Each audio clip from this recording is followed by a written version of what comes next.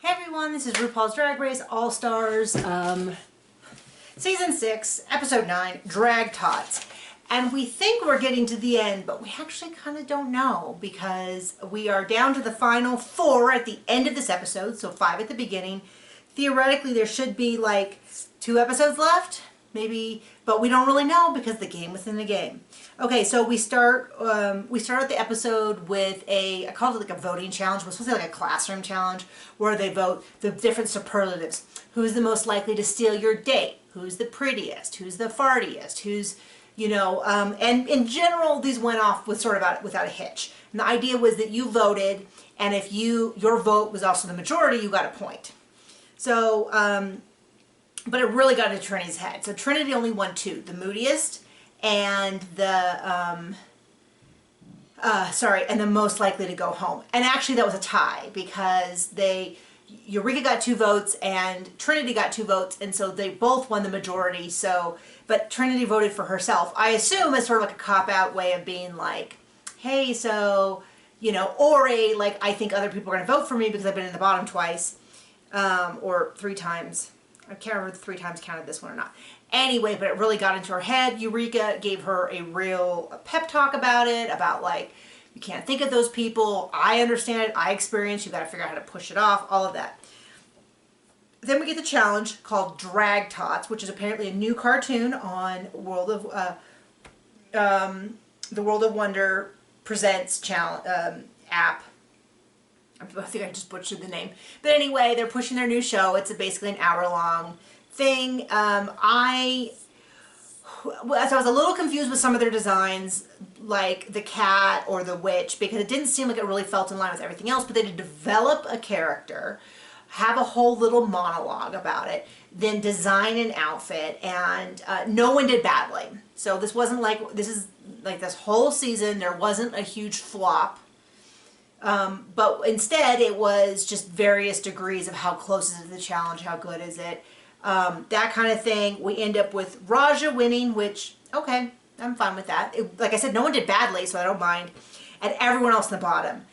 Oh, I loathe that approach because it really does, that's how we get rid of people who definitely deserve to be there. It's not really what happened. Really had no genuine clue who it was going to be. Raja does a lip sync against Cameron Michaels, and Cameron Michaels wins, and Eureka goes home. Not surprising based on track record. Eureka really pushed a lot about how much she deserves to be there. I would have pushed, if I was her, that I don't have a win, that is true, but I was in the top so many times. This is like, if this was the Olympics, I would have had silver medals all the way along. And I've never really tripped and fallen, and consistency is a big part of this game, and I think you really, if you're looking at track record, you've really got a ding being in the bottom. That's kind of what I would have pushed, in which case that would have been Trinity, but I didn't really feel Trinity was going home. I personally kind of felt like maybe Sonique's was the weakest of the group, just because there was kind of this expression on RuPaul's face like she was waiting to laugh, and it was just kind of a lot of stuff, but nothing really landed. But like I said, it wasn't bad. We're really picking hairs here. So Eureka ends up in the bottom and goes home. And that is sad. Eureka's done so well, but so have the other 4. So it's not super shocking. It's sad, but it's not like sad where you go, that's so unfair. So I would have hated to see something like Ginger go home, who's been doing so well, and just for the sake of competition. But I don't think Raja wants to do that. And they talk about how they can vote any way they want, and that's true. But the same way that, like, technically you can act however you want in the show, but maybe you don't. Maybe you want to work with people after the show's over, and you want to, So I'm not saying you have to be scared. You have to make hard decisions. You got to break some eggs to make an omelet. That whole thing.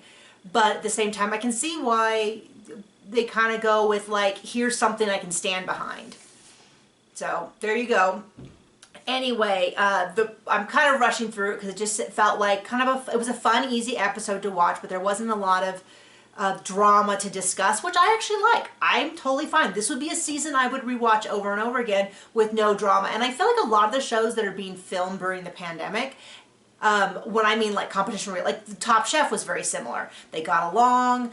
I don't need huge amounts of dramatic conflict to enjoy my show. It comes from the challenges. And so I will say that I do enjoy that they all seem to get along to various degrees. Not to say that there's not any conflict, but there's more like friends group conflict than there is like internal wars. But I'm kind of rushing because the big thing is the game within the game starts next time. And it looks like it's all lip syncs. So I know lip syncs are a big part of the drag show. I've not been to a drag show. I'm a fan of RuPaul's Drag Race, the reality show. So I have no claim to say that I know what real drag shows are like or how important it is. But within the confines of RuPaul's Drag Race, lip syncs are not my most favorite part. I enjoy the runways, I enjoy the lip syncs, but I'm more interested in commentary, the comedy challenges, the acting challenges, improv challenges. It can be improv, it can be acting, snatch game. But I think I'm not alone in that. I think that's why so many people like the snatch game. They like the comedy. They like the, the goofy and the dancing and all that. And so have it to be. It looks like it's just going to be lip sync, which for me is a little like. Now there's some amazing lip syncers who are also amazing performers. So I'm being a little. I don't know, I'm getting a little wishy-washy here because I want to say that like, no, don't do it that way. Give them a real challenge. But, it looks like they're going to be doing a lip sync off. So we started with 13. We're down to 4, which is 9. Did I do that math right? Maybe there's more of them than that. But anyway, it looks like next episode is going to be some sort of lip sync challenge. And my guess is someone returns to the competition and then maybe 2 more episodes and then the finale. Maybe 1 more episode and then the finale. So maybe that's a total of either 2 or 3 more episodes before the finale. We'll see.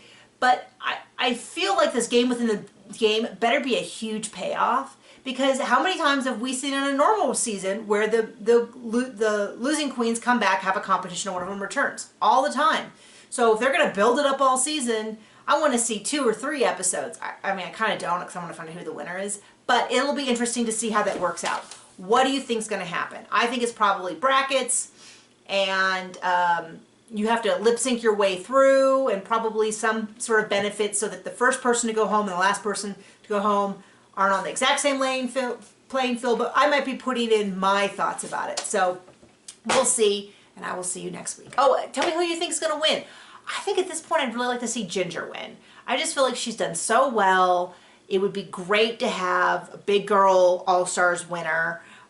She is such a performer. She's so much fun. I think she has the likability of like a Trixie that really could push that, like, we see them everywhere doing everything beyond just a drag show where you see them doing anything. I'm really getting to be I've always liked Ginger, really liking her a lot more. Trinity has been such a joy to see in terms of growth. We can see if that's where she started on that first season and this is where she is at All Stars, dude, she is like flying into the stratosphere. I would love to see her. So I think those are my 2 front runners to actually win the whole thing. But to be clear, they are all amazing. There's no one there that, like a lot of times when you look and you go, yeah, these 2 are amazing, but not that at all. Any one of them remaining could take it. Okay, bye.